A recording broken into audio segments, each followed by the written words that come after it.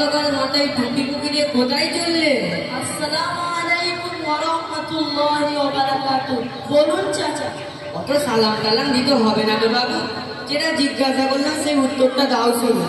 কোনো মুসলমানের সাথে দেখা হলে আগে সালাম করতে হয়, এটা আমাদের নবীজি সাল্লাল্লাহু আলাইহি ওয়াসাল্লামের সুন্নাত, আর সালামের উত্তর দেওয়া ওয়াজিব। আমি তো কোনোদিনও মাদ্রাসায় পড়িনি ও সালাম টালামও কারোর কাছে শুনিনি, তারপর জবাব দিছে।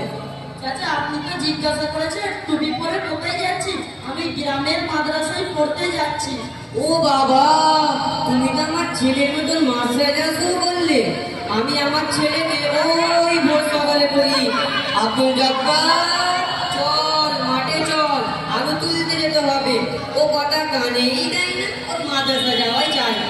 আর ওর মা কি বলে, ওর মা বলে কি না, ছেলেদের মাদ্রাসায় না পাঠালে মানুষের মতো মানুষ হয় না।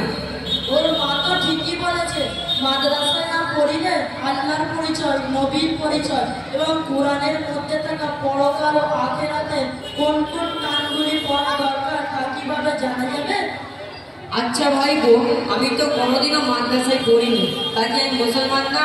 আমি মুসলমান হয়ে জন্মগ্রহণ করেছি আর এমনিতেই মুসলমান হয়েছি। আর আমি ঈদের নামাজ পড়ি, কুরবানির নামাজ পড়ি, আর কুরবানির সময় সবচেয়ে বড় গরু কুরবানি করি। আর গ্রামের লোকেরা ফ্যালকে তাকিয়ে বলে, মাইনুর চাচার মতন গরু না হলে গরু কুরবানিই হয় না। চাচা আপনি তো জিজ্ঞাসা করেছেন, তার উত্তরে বলি, ওরকম নয়। একটা কথা বলবো, কিছু মনে করবেন না। না ভাই, কিছু মনে করবো না, তুমি বলো।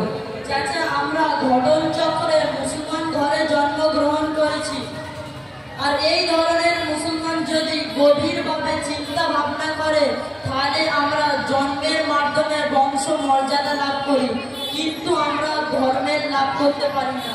তাহলেই যদি হতো নূহ আলাইহিস সালামের বেটা কিনান কাফের হতো না, ফেরাউনের স্ত্রী আসিয়ার মতো ইমানদার হতো না, কাফের আজওয়ারের ছেলে ইব্রাহিম আলাইহিস সালাম কখনো নবী হতো না। আচ্ছা ভাই বোন, তুমি বলতে যাচ্ছ আমি তো আপনাকে মুসলমান না? চাচা ভুল বুঝবেন না, মুসলমানের ভেতরে নাম আচরণ অনুষ্ঠান থাকলেই মুসলমান হওয়া যায় না। মুসলমানের ভেতরে ঈমান, কালিমা, রোজা, কোরআন, হাদিস আরো অনেক কিছু অর্জন করতে হয়, আর এগুলোই অর্জন করার জন্য আমাদের ছেলেরা মাদ্রাসায় পড়তে যায়। তাই চাচিমা তাকে মাদ্রাসায় যাওয়ার জন্য উৎসাহিত করেছে।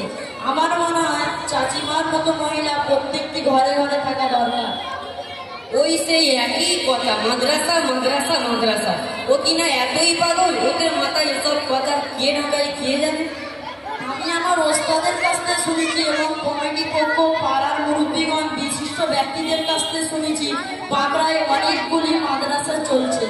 সেই মাদ্রাসাগুলির মধ্যে হলো আমাদের এক মাদ্রাসা, পাকড়া দারুল কুরআনিয়া কাদেরিয়া মাদ্রাসা। এখানে খুব ভালো পড়াশোনা হয়। বলুন তো চাচা, এই না আমাদের মাথায় ধারণাটা কি ভুল হয়েছে? আচ্ছা ভাই বোন, তুমি যদি মাদ্রাসা নিয়ে এতই গুরুত্ব নিয়ে থাকো, আমার মনে হয় মাদ্রাসায় কি কি শিক্ষা দেওয়া হয়? আমাদের মাদ্রাসায় বড় হুজুর ছোট হুজুর সবের কিছু শিক্ষা দেন। আচ্ছা ভাই, বড় হুজুর ছোট হুজুর বলতে কে? আমাদের হাফেজ হাসান সাহেব এবং হাফেজ আজাদুদ্দিন সাহেব। ভাইপো, তুমি যে বলেছিলে অনেক কিছু শিক্ষা দেওয়া হয়, কি কি শিক্ষা দেওয়া হয়? কোরআন, হাদিস, কালিমা, ঈমান, রোজা আরো অনেক কিছু শিক্ষা দেওয়া হয়। কি করলে পিতা মাতা আত্মীয় সঙ্গে আচার আচরণ, কিভাবে কথাবার্তা, কি করলে ঈমান দুর্বল হয়, কি করলে ঈমান মজবুত হয়, সবকিছু শিক্ষা দেওয়া হয়। বাহ বাহ বাহ, অতি সুন্দর তো। অতি সুন্দর তো বটে। নবীজি সাল্লাল্লাহু আলাইহি ওয়াসাল্লাম বলেছেন, তালাবুল ইলমি ফারিদাতুন আলা কুল্লি মুসলিমিন। প্রত্যেক ব্যক্তির ওপর ধর্মীয় অর্জন করা ফরজ, আর যে ব্যক্তি কোরআন পড়ার প্রতি হিংসা করে সে অন্ধকার হয়ে যাবে। ভাইপো, তোমার কথা যতই শুনছি ততই আমি আনন্দিত হচ্ছি। কোরআনের কালিমা যতই আমি শুনছি ততই আমার অন্তরটা ভরে যাচ্ছে। আমার বাচ্চা কাচ্চা আছে, তাদের আমি মাদ্রাসায় পাঠানোর ব্যবস্থা করবো। আমার গ্রামে অনেক বাচ্চা কাচ্চা আছে, তাদের আমি মাদ্রাসায় পাঠানোর ব্যবস্থা করবো। চাচা এবার তাহলে আমি আসি, আপনারা আমাদের সকলের জন্য দোয়া করবে, আমরা আপনাদের সকলের জন্য দোয়া করব। আসসালামু আলাইকুম ওয়া রাহমাতুল্লাহি ওয়া বারাকাতুহু। ওয়া আলাইকুম আসসালাম ওয়া রাহমাতুল্লাহি ওয়া বারাকাতুহু।